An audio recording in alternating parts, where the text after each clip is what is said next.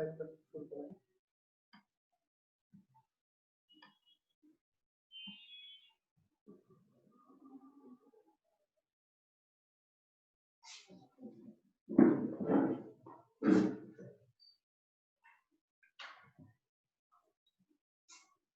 আলাইকুম সুপ্রিয় শিক্ষার্থীবৃন্দ, সবাই কেমন আছো? আশা করি সৃষ্টিকর্তার অশেষ রহমতে সবাই ভালো আছো। আমরা আজকে যে ক্লাস করতে যাচ্ছি অষ্টম শ্রেণী ইংরেজি দ্বিতীয় পত্রের একটি অধ্যায় আমরা আজকে আলোচনা করব। তাহলে সুপ্রিয় শিক্ষার্থীবৃন্দ, welcome to English class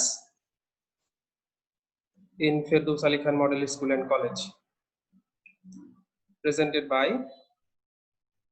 I am Hasnain Mohammad Imtiaz, senior teacher, Firdaus Ali Khan Model School and College.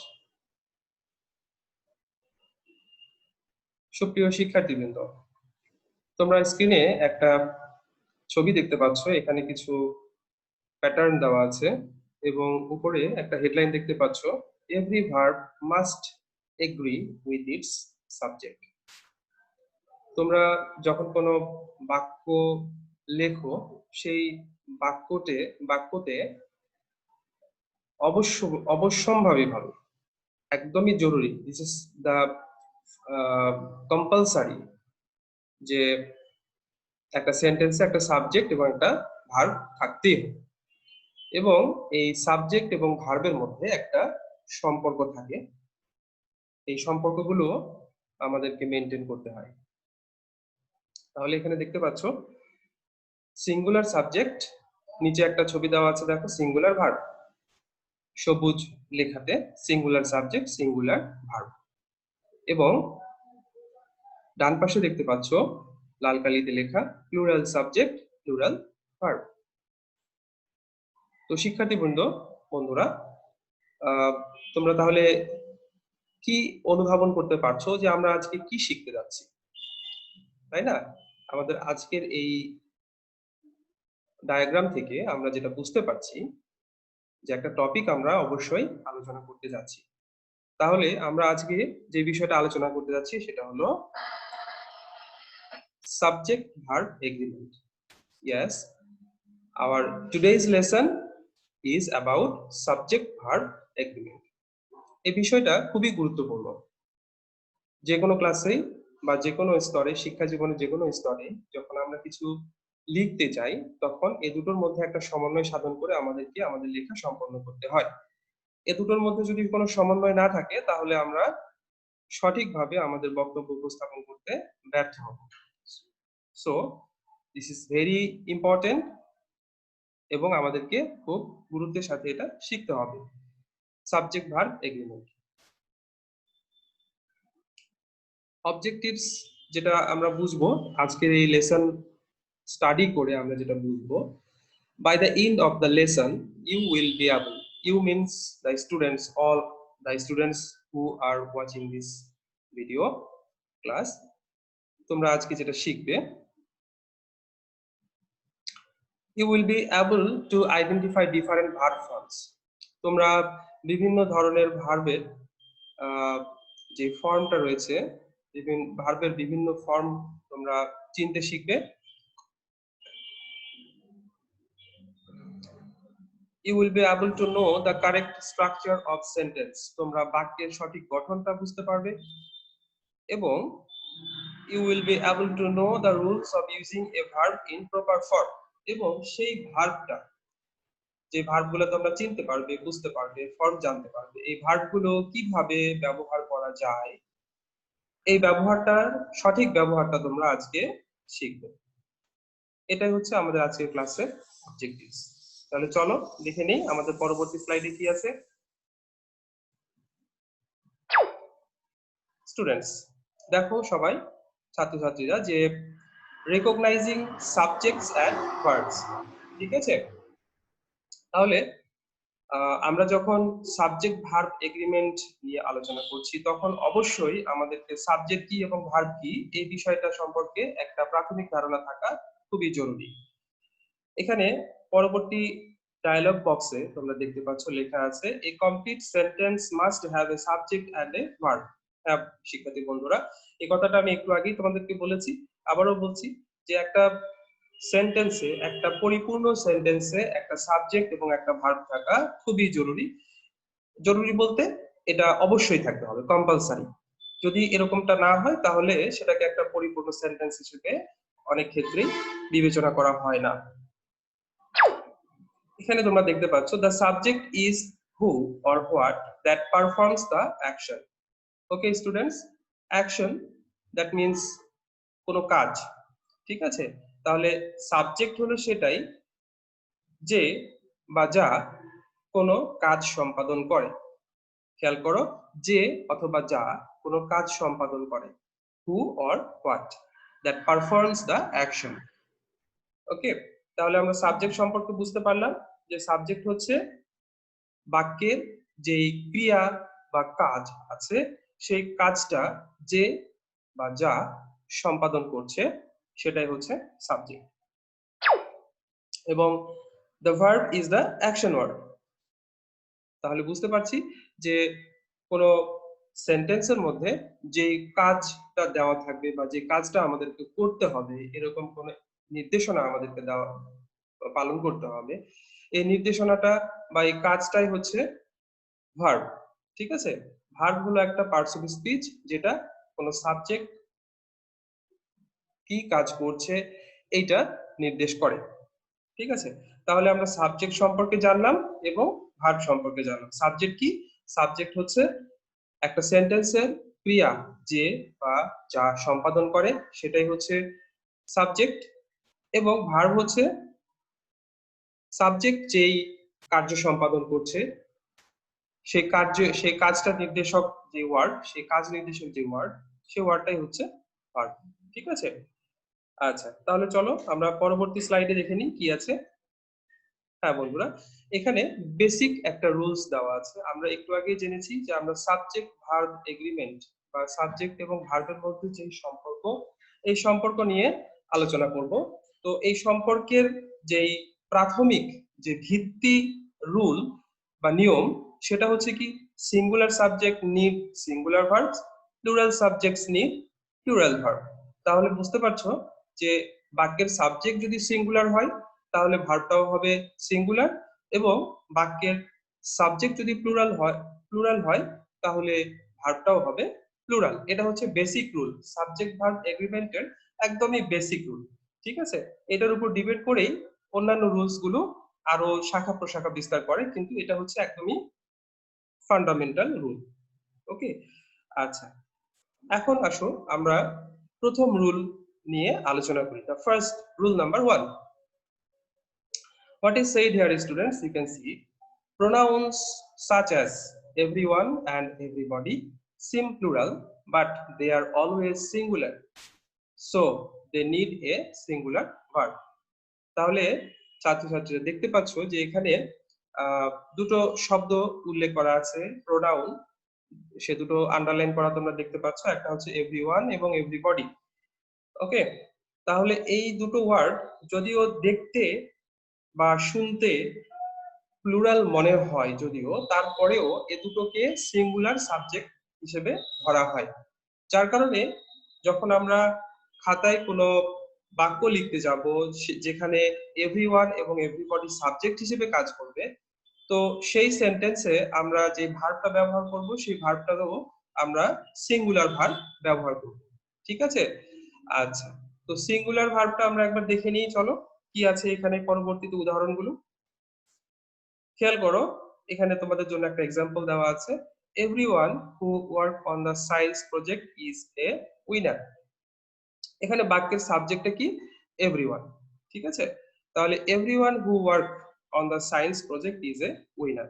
যেহেতু বাক্যের সাবজেক্ট এভরিওয়ান, সিঙ্গুলার সাবজেক্ট নির্দেশ করে, তাই পরবর্তী ভার্বটাও তোমরা খেয়াল করো ইজ ব্যবহার করা হয়েছে, অর্থাৎ ইজ হচ্ছে সিঙ্গুলার ভার্ব। ইজ এর প্লুরাল ফর্ম কি তোমরা অবশ্যই জানো, সেটা হচ্ছে আর। ঠিক আছে, তো আমরা এখানে আর ব্যবহার করব না কখনোই, আমরা এখানে যেটা ব্যবহার করব সেটা হচ্ছে ইজ। পরবর্তী বাক্যটাতে খেয়াল করো, everybody has to answer to the question over phone. ঠিক আছে, তাহলে সুপ্রিয় শিক্ষার্থীবৃন্দ, তোমরা দেখতে পাচ্ছ যে এখানে এভরিবডি হ্যাজ ব্যবহার করা হয়েছে, এভরিবডির পরে হ্যাজ। তো এই হ্যাজ এর প্লুরাল ফর্ম আমরা জানি যে হ্যাভ, আমরা এখানে হ্যাভ ব্যবহার করব না, কারণ এভরিবডি হচ্ছে সিঙ্গুলার সাবজেক্ট, তাই আমাকে যে ভার্বটা ব্যবহার করতে হবে সেটাও সিঙ্গুলারই হতে হবে। তাহলে এভরিওয়ান এবং এভরিবডি এরকম এই দুটো যখন কোনো সাবজেক্টে কোনো সেন্টেন্সের সাবজেক্ট হিসেবে ব্যবহৃত হবে, তখন আমরা তারপরে যে ভার্বটা ব্যবহৃত হবে সেই ভার্বটা সবসময়ই সিঙ্গুলার ভার্ব ব্যবহার করব। ঠিক আছে, অবশ্যই এই দুটো মনে রাখবে, এভরিওয়ান এবং এভরিবডি। চলো তাহলে পরবর্তী রুলটা কি বলছে। Rule number 2, phrases that starts with each or every take singular verb। ঠিক আছে, সুপ্রিয় শিক্ষার্থীবৃন্দ, দেখো ফ্রেজ, এমন কিছু ফ্রেজ, ফ্রেজ মানে তো আমরা সবাই জানি যেটা হচ্ছে যে কিছু ভার্ব, সরি, কিছু ওয়ার্ডের সমন্বয়ে একটা শব্দাংশ, বাক্যাংশ, যেটা হচ্ছে কোন একটা সাবজেক্টের, কোন একটা সেন্টেন্সের সাবজেক্ট বা অবজেক্ট বা অন্যান্য আরো যে ফর্মগুলো রয়েছে সেই হিসেবে কাজ করে। তো এরকম কোনো ফ্রেজ যদি শুরু হয় ইচ অথবা এভরি এই দুটো শব্দ দিয়ে, তাহলে তোমরা অবশ্যই সেখানে কি ব্যবহার করবে, সিঙ্গুলার ভার্ব ব্যবহার করবে। ঠিক আছে, তাহলে ফ্রেজ, এমন কোন ফ্রেজ বা বাক্যাংশ যেটা শুরু হয় ইচ বা এভরি এই দুটো শব্দ দিয়ে, তাহলে তোমরা সেটাকে সেই সেই সাবজেক্টটাকে সিঙ্গুলার সাবজেক্ট হিসেবে ধরে নেবে, বা সেই ফ্রেজটাকে সিঙ্গুলার সাবজেক্ট হিসেবে ধরে নেবে, এবং পরবর্তী যে ভার্বটাও ব্যবহৃত হবে সেটাও তোমরা কি করবে, সিঙ্গুলার ভার্ব ব্যবহার করবে। তাহলে চলো আমরা একটা এক্সাম্পল দেখে নিই, আমাদের কাছে বিষয়টা পরিষ্কার হয়ে যাবে। এখানে খেয়াল করো, each of the basketball players is excited about tonight's game. Each of the basketball players, শিক্ষার্থীবৃন্দ তোমরা এখানে দেখতে পাচ্ছ যে একটা ফ্রেজ ব্যবহার করা হয়েছে যার নিচে আন্ডারলাইন করা আছে each of the basketball player. এই পুরোটা একটা ফ্রেজ, কিছু শব্দ সমষ্টি, যেটা কোনো একটা বাক্যের সাবজেক্ট বা অবজেক্ট হিসেবে কাজ করে, সেটাই হচ্ছে কি ফ্রেজ। ঠিক আছে, তাহলে এই ফ্রেজে তোমরা দেখতে পাচ্ছ যে ইচ দ্বারা শুরু হয়েছে। ঠিক আছে, এই ফ্রেজটা কি দিয়ে শুরু হয়েছে, ইচ দিয়ে। তাহলে এই পুরো সাবজেক্টটাকে আমি কি হিসেবে ধরে নেব, সিঙ্গুলার হিসেবে ধরে নেব, এবং সে অনুযায়ী পরবর্তী ভার্বটাও আমি সিঙ্গুলার ভার্ব ব্যবহার করব। তোমরা দেখতে পাচ্ছ এখানে ইজ ব্যবহার করা হয়েছে। ওকে, তাহলে তোমরা নিশ্চয়ই বুঝতে পারছো বিষয়টা। চলো আরেকটা আমরা এক্সাম্পল দেখে নিই। আচ্ছা, আমরা একটা এক্সাম্পলই সেখানে পেয়েছি। আচ্ছা, আমরা পরবর্তী রুলে যাচ্ছি, তাহলে রুল 3। ঠিক আছে, রুল 3 তে কি আছে তোমরা দেখো, খেয়াল করো, verbs that accompany pronouns such as all and some will be determined by whether the pronoun is referring to something that is countable or not। আচ্ছা, শিক্ষার্থীবৃন্দ তোমরা এখানে বিষয়টা খেয়াল করো, verbs এমন কিছু ক্রিয়া, সেই সকল ক্রিয়া that যারা accompany pronouns such as all and some, all এবং সাম এইরকম কিছু প্রোনাউনকে যারা সঙ্গ দেয় বা যার সাথে থাকে, will be determined by whether the pronoun is referring to something that is countable or not। আচ্ছা, এই যে প্রোনাউন গুলো আছে এখানে দুটো তোমরা দেখতে পাচ্ছ, অল এবং সাম, এই প্রোনাউন দুটো আসলে সিঙ্গুলার হিসেবে হবে নাকি প্লুরাল হিসেবে হবে, এটা নির্ভর করে যেই নাউনের সাথে এটা ব্যবহার করা হয়েছে সেই নাউনটা কাউন্টেবল নাকি আনকাউন্টেবল। ঠিক আছে, অল এবং সাম এই দুটো ওয়ার্ড সিঙ্গুলার হবে নাকি প্লুরাল হবে, এটা ডিপেন্ড করে যে এগুলো কাউন্টেবল নাউনের সাথে ব্যবহার করা হয়েছে নাকি আনকাউন্টেবল নাউনের সাথে ব্যবহার করা হয়েছে। ঠিক আছে, ইফ কাউন্টেবল যদি সেই শব্দগুলো বা সেই নাউনগুলো যার সাথে অল বা সাম ব্যবহার করা হয়েছে কাউন্টেবল হয়, the verb will be plural. ঠিক আছে, ভার্বটা প্লুরাল হবে। ইফ আনকাউন্টেবল, যদি অলের সাথে আনকাউন্টেবল বা সামের সাথে আনকাউন্টেবল নাউন ব্যবহার হয়, তাহলে ভার্বটাও হবে সিঙ্গুলার। তোমরা আশা করি বুঝতে পেরেছো বিষয়টা। তাহলে আমরা কিছু এক্সাম্পল দেখে নিই এখানে। আচ্ছা, 1 নাম্বার এক্সাম্পলে কি আছে দেখো, some of the workers on the building have left for the day. ঠিক আছে। আচ্ছা, সাম অফ দ্য ওয়ার্কার্স, এখানে দেখো সাম শব্দটা ব্যবহার করা হয়েছে যেই নাউনটার সাথে, সেই নাউনটা কি? ওয়ার্কার্স। ঠিক আছে, তাহলে এই ওয়ার্কার্স এই নাউনটা কি? হ্যাঁ, কাউন্টেবল নাউন। তোমরা সঠিক বুঝতে পেরেছো, কাউন্টেবল নাউন। তাহলে কাউন্টেবল নাউনের সাথে সাম ব্যবহার করার কারণে আমরা এখানে কি করেছি, পরবর্তীতে যে ভার্বটা ব্যবহার করা হয়েছে ভার্বটাও প্লুরাল করা হয়েছে, দ্যাট ইজ হ্যাভ ব্যবহার করা হয়েছে। ঠিক আছে। আচ্ছা, some of the workers on the building have left for the day. তাহলে তোমরা বুঝতে পারছো যে যখন সাম অথবা অল এ দুটোর সাথে কোনো কাউন্টেবল নাউন যুক্ত হবে সাবজেক্ট হিসেবে, তখন পরবর্তী ভার্বটাও প্লুরাল হবে। ঠিক আছে। আচ্ছা, এখানে তোমাদের জন্য আরেকটা আছে এক্সাম্পল। এটা কি দেখছো? Some of the salt was spilled on the floor. ঠিক আছে, কিছু লবণ মেঝের উপরে ছড়িয়ে আছে। এখানে তোমরা খেয়াল করো, সাম অফ দ্য সল্ট, সাম শব্দটা ব্যবহার করা হয়েছে সল্ট এর সাথে। ঠিক আছে, তো সল্ট তোমরা তো জানোই ভালোভাবে যে আনকাউন্টেবল নাউন, আর এই জন্য ফর দিস রিজন এখানে ওয়াজ ব্যবহার করা হয়েছে। ঠিক আছে, তাহলে সাম এবং অল যদি কোনো আনকাউন্টেবল নাউনের সাথে ব্যবহার করা হয় তাহলে পরবর্তী ভার্বটা কি হবে? সিঙ্গুলার হবে। ঠিক আছে। আচ্ছা, এই হচ্ছে আমাদের রুল 3। আমরা এবারে পরবর্তী রুলে যাব, দেখি কি আছে। ওকে, সুপ্রিয় শিক্ষার্থীবৃন্দ, আমরা চতুর্থ নাম্বার রুল এ চলে এসেছি, রুল নাম্বার 4। আচ্ছা, এখানে আমাদের যেই রুলটা দেওয়া আছে এটা বলছে নান। ওকে, NON, নান। তোমরা সবাই এই ওয়ার্ডটা সম্পর্কে জানো। নান is usually regarded as singular but it can be used as a plural pronoun. ঠিক আছে, নান একটা প্রোনাউন, তো এই প্রোনাউনটা সাধারণত সিঙ্গুলার হিসেবে ব্যবহার করা হয়, কিন্তু এটাকে প্লুরাল হিসেবেও ব্যবহার করা যায়। ঠিক আছে, তাহলে দেখে নিই আমরা বিষয়টা কিরকম। আচ্ছা, নান অফ দ্য বয়েজ, খেয়াল করো, none of the boys has helped at the game. Okay, এই খেলায় কোনো ছেলেই সহায়তা করেনি। তাহলে none of the boys has helped at the game, এখানে খেয়াল করো, নান এর এই শব্দটার পরে, এই প্রোনাউনটার পরে একটা প্লুরাল নাউন আছে, তারপরেও ভার্বটা কি হয়েছে? সিঙ্গুলার হয়েছে, বিকজ এখানে নান ব্যবহার করা হয়েছে সিঙ্গুলার হিসেবে। নান of the boys has help at the game. ঠিক আছে। আচ্ছা, অথবা আমরা এটাকে কিভাবে করতে পারি? নান of the boys have help the game. আমরা এই দুভাবে এটাকে আমরা সম্পন্ন করতে পারি, অর্থাৎ নান of the boys has help at the game, আবার অথবা নান of the boys have help the game. এখানে আমরা সিঙ্গুলার ভার্বও ব্যবহার করতে পারি, আবার এটাকে প্লুরাল ভার্ব হিসেবেও নেওয়া যেতে পারে। তাহলে চলো পরবর্তীটাতে আমরা দেখি কি আছে, রুল 5। রুল 5 আমাদেরকে এখানে বলছে phrases such as together with, along with, and as well as seem to combine subjects but they do not. ওকে, এগুলোকে সাধারণত ফ্রেজ বলা হয়, টুগেদার উইথ, অ্যালং উইথ, ঠিক আছে, অ্যাজ ওয়েল অ্যাজ, এগুলো কিছু ফ্রেজ কানেক্টরস। ঠিক আছে, এগুলো বিভিন্ন সেন্টেন্সকে, তারপরে হচ্ছে এরপরে বিভিন্ন সাবজেক্টকে বা টাউনকে যুক্ত করে এগুলো। তো আদতে যুক্ত করে বলে আমরা যে এখানে প্লুরাল ফর্ম ব্যবহার করব তা নয়, এগুলো কিন্তু আসলে সিঙ্গুলার হিসেবেই ব্যবহৃত হয়। এগুলো দেখতে মনে হয় যে যুক্ত করছে বোধ হয়, যার কারণে প্লুরাল হয়ে যাচ্ছে, আসলে তা নয়, এগুলো সিঙ্গুলার হিসেবেই সাধারণত ব্যবহৃত হয়।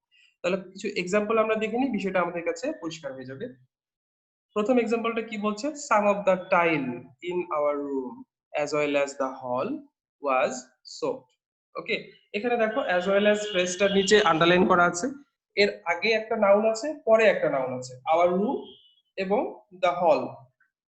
ওকে, তো আগে একটা নাউন পরে একটা নাউন আছে এবং মাঝখানে অ্যাজ ওয়েল অ্যাজ, এটা আদতে মনে হচ্ছে যে যুক্ত করছে, কিন্তু আসলে যুক্ত করছে না, যার কারণে এটা কি, পরবর্তী যে ভার্বটা ব্যবহৃত হয়েছে এটাও সিঙ্গুলার ভার্বই ব্যবহৃত হয়েছে। Some of the tile, okay, in our room as well as the hall was সোপড। ওকে, তাহলে আমরা পরবর্তী আরেকটা দেখে নিই, উদাহরণ কি দেওয়া আছে, the major problem we had together with that of our teacher. আচ্ছা, এখানে দেখো টুগেদার উইথ এই ফ্রেজটাও মনে হচ্ছে যুক্ত করেছে দুটো বিষয়কে। একটা হচ্ছে কি the major problems we had, আমাদের কিছু সমস্যা, together with that of our teacher, এবং আমাদের শিক্ষকদের সমস্যা। তাহলে আমাদের সমস্যা এবং শিক্ষকদের সমস্যা এই দুটো বিষয়কে যুক্ত করছে এই বিষয়টা, কিন্তু আসলে এটা যুক্ত করছে না, যার কারণে পরবর্তী যে ভার্বটা ব্যবহৃত হয়েছে সেটাও কি করা হয়েছে, ওয়াজ ব্যবহার করা হয়েছে, অর্থাৎ সিঙ্গুলার। ঠিক আছে, এখানে মূল সাবজেক্টটা কি, প্রবলেম, কিন্তু আমাদের প্রবলেম এবং শিক্ষকদের problem, that of our teacher. So এটা মনে হচ্ছে বোধহয় যে দুটো প্রবলেম। ঠিক আছে, কিন্তু আসলে প্রবলেমটা একই। অনুরূপভাবে আগের বাক্যটাতেও তাই, অর্থাৎ টাইল, টাইলটা হচ্ছে একটা নাউন। তো এটা আমার ইন আওয়ার রুম এবং দ্য হল, এই দুটোর টাইল মনে হচ্ছে যুক্ত হয়েছে, কিন্তু আসলে তা নয়, বিষয়টা মূল টাইলের উপর ডিপেন্ড করছে। তাহলে তোমরা বুঝতে পারছো যে as well as, together with, along with ইত্যাদি ফ্রেজগুলো যদিও দেখে মনে হয় যে একাধিক নাউনকে যুক্ত করতেছে, কিন্তু আসলে এগুলো যুক্ত করে না। এগুলোর পরে যে ভার্বটা ব্যবহৃত হয় সেটাও সিঙ্গুলার ভার্ব ব্যবহৃত হয়। রুল 6 এ তোমরা দেখতে পাচ্ছ শিক্ষার্থীবৃন্দ, when either or neither appear as a subject alone without the words or and nor, they are singular. ঠিক আছে, either এবং neither যখন সাবজেক্ট হিসেবে ব্যবহৃত হয়, এদের পরে যদি অর এবং নর ব্যবহৃত না হয়, ঠিক আছে, আমরা সাধারণত জানি আইদার অর, নেইদার নর এভাবে বাক্যে ব্যবহৃত করতে হয়, কিন্তু যদি অর এবং নর ছাড়া আইদার এবং নেইদার শুধুমাত্র সাবজেক্টে আসে, তাহলে আমরা কি করব, সিঙ্গুলার ভার্ব ব্যবহার করব। ঠিক আছে, আমরা তাহলে উদাহরণ একটা দেখে নিই, যেমন either of those answers. Okay, either of those answers, এখানে আইদার এর পরে অর নেই, তাহলে either of those answers seems to be right. যেহেতু এখানে আইদার ব্যবহৃত হয়েছে, যদিও অ্যানসার্স এটা প্লুরাল নাউন, কিন্তু আইদার ব্যবহার করার কারণে এখানে ভার্বটাও সিঙ্গুলার হয়ে গেল, অর্থাৎ ভার্বের সাথে এস যুক্ত করতে হয়েছে, seems. Okay, either of these answer those answers seems to be right. Okay, এরপরের উদাহরণটাতে দেখো, you can have the bed by the window or the one by the door, either is okay with me। হ্যাঁ, এখানেও তোমরা দেখতে পাচ্ছ either is, either এর পরে is ব্যবহার করা হয়েছে, that is singular verb.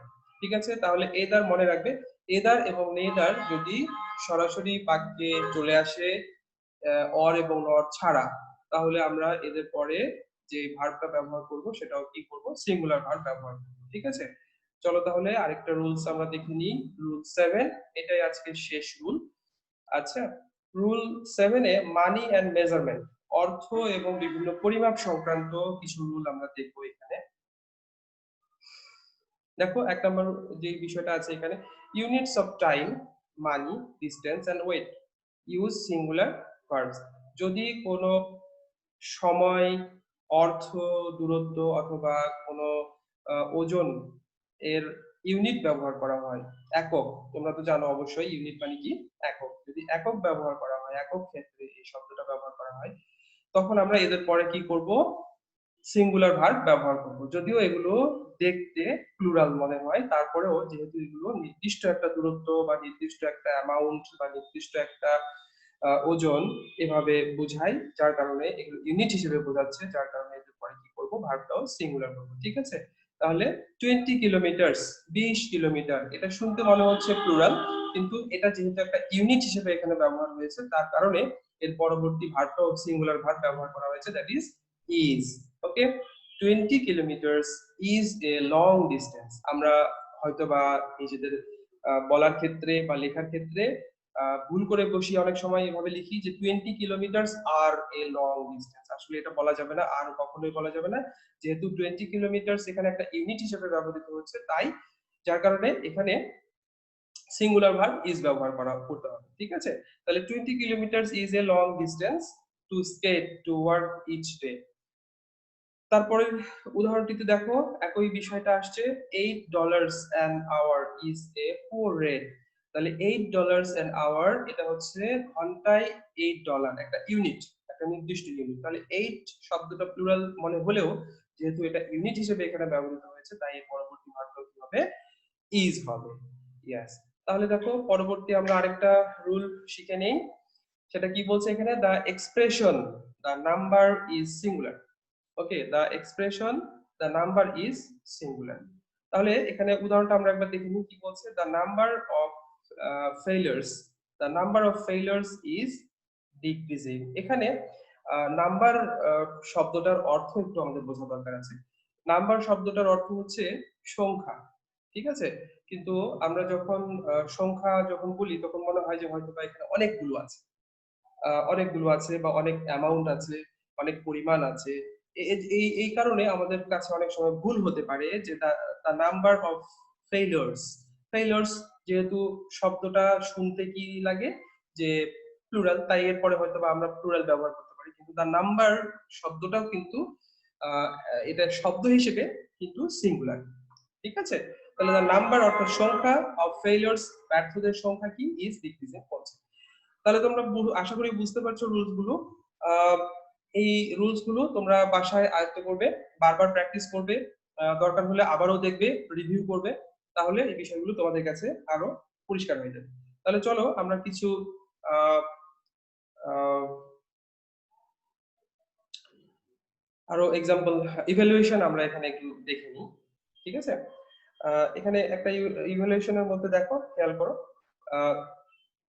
Subject verb এগ্রিমেন্টের যেই প্রশ্নটা তোমাদের হয় পরীক্ষায়, প্রশ্নটা হয় সেখানে ভার্বটা সাধারণত ইন্ডিকেট করা থাকে ফার্স্ট ব্র্যাকেটের মধ্যে, এবং এই ভার্বের সঠিক রূপ তোমাদেরকে আহ, পরীক্ষার খাতায় লিখতে হয়, শূন্যস্থানে লিখতে হয়। এবং এটার সঠিক রূপ লেখার ক্ষেত্রে তখন তোমাদের কি করতে হয়, সাবজেক্ট কি আছে সেই সাবজেক্টের উপর ডিপেন্ড করে তোমাদেরকে পরবর্তী ভার্বটা ব্যবহার করতে হয়, ঠিক আছে? তাহলে প্রথম যে সেন্টেন্সটা দেওয়া আছে, the list of items gap, তারপর দেখো একটা ভার্ব দেওয়া আছে be on the desk. Okay, তাহলে দ্য লিস্ট অফ আইটেমস, এখানে এই সাবজেক্টটার যে মূল অংশটুকু সেই অংশটা কি, লিস্ট, ঠিক আছে? যার কারণে যেহেতু লিস্ট এখানে সিঙ্গুলার ভার্ব, সিঙ্গুলার সাবজেক্ট নির্দেশ করছে, যার কারণে তোমাদেরকে এখানে যেই উত্তরটা করতে হবে সেটা কি, বি ভার্বের সিঙ্গুলার ফর্মটা ব্যবহার করতে হবে। তাহলে তোমরা বুঝতে পারছো বি ভার্বের সিঙ্গুলার ফর্মটা কি? হ্যাঁ, বি ভার্বের সিঙ্গুলার ফর্ম হচ্ছে ইজ। তাহলে the list of items is on the desk, ঠিক আছে? তার পরবর্তী তোমরা যে উদাহরণটা দেওয়া আছে এখানে ইভ্যালুয়েশন টেস্টের জন্য, খেয়াল করো, excitement as well as nervousness. আমরা একটু আগে জেনেছি এই উদাহরণটা সম্পর্কে যে অ্যাজ ওয়েল অ্যাজ দিয়ে যদি দুটো নাউন যুক্ত করা হয় তারপরে ভার্বটা সাধারণত প্লুরাল সিঙ্গুলার ভার্ব ব্যবহার করতে হয়, singular. Okay, excitement as well as nervousness is the cause of her shaking. যদিও মনে হচ্ছে যে দুটো ভার্ব, দুটো আলাদা বিষয় এখানে যুক্ত হয়েছে, কিন্তু আসলে তা নয়, এখানে আমরা সিঙ্গুলার ভার্ব ব্যবহার করব, ঠিক আছে? তাহলে আমাদের উত্তরটা হবে কি, excitement as well as nervousness is the cause of heart shaking. এখানে 3 নাম্বার উদাহরণটা খেয়াল করো সবাই, কি বলা আছে, a bucket of yellow rose, a bucket of yellow roses lend colour and fragrance to the room, ঠিক আছে? এখানে লেন্ড মানে কি, ছড়ায় দেওয়া। আসলে লেন্ড শব্দের অর্থ হচ্ছে ধার করা বা ছড়াই দেওয়া হবে এখানে। তাহলে এই বাকেট অফ ইয়েলো রোজেস, ওকে, গোলাপ, অনেকগুলো গোলাপের একটা বালতি বা একটা ঝুড়ি, ঠিক আছে? এই ঝুড়িটা কি করছে, লেন্ড কালার এন্ড ফ্রেগ্রেন্স। যেহেতু এটা হচ্ছে কি সিঙ্গুলার, ভার্বটা সাবজেক্টটা এখানে সিঙ্গুলার, সাবজেক্টের মেইন বিষয়টা হচ্ছে কি এখানে বাকেট, ঠিক আছে? আহ যার কারণে এটা হবে কি, সিঙ্গুলার ভার্ব এখানে ব্যবহার করতে হবে। A bucket of yellow roses lends colour and fragrance to the room, ঠিক আছে? তার পরবর্তীতে দেখো এভরিবডি, এভরিবডি এরপরে গ্যাপ হ্যাভ ভার্ব দেওয়া আছে এখানে, টু ফলো দা রুলস। তাহলে আমরা জানি যে এভরিবডি যেখানে থাকে সেখানে আমাদের কি করতে হয়, ভার্বটাও সিঙ্গুলার করতে হয়। তাহলে আমরা এখানে কি করব, হ্যাজ ব্যবহার করব, everybody has to follow the rules. তো ঠিক আছে বন্ধুরা, শিক্ষার্থী বন্ধুরা, তোমরা নিশ্চয়ই বুঝতে পারছো যে আমরা যে রুলস গুলো শিখলাম সেই রুলস গুলো আমাদেরকে কি বলছে, এবং আমরা যদি নিয়মিত অনুশীলন করি বাসায় এই রুলস গুলো, তাহলে এগুলো সম্পর্কে আমরা সঠিকভাবে অ্যান্সার করতে পারবো পরীক্ষার ক্ষেত্রে। তাহলে আজকের মতো ক্লাস এই পর্যন্তই। তোমাদের অসংখ্য ধন্যবাদ এবং তোমাদের সুস্থতা কামনা করে আজকের ক্লাস এখানে শেষ করছি। Thank you everybody, good bye.